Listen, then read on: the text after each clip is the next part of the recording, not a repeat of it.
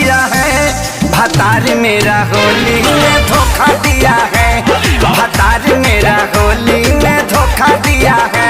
तब मैंने भी देवरा जी को मौका दिया है। तब मैंने भी देवरा जी को मौका दिया है। भतार मेरा होली में धोखा दिया है।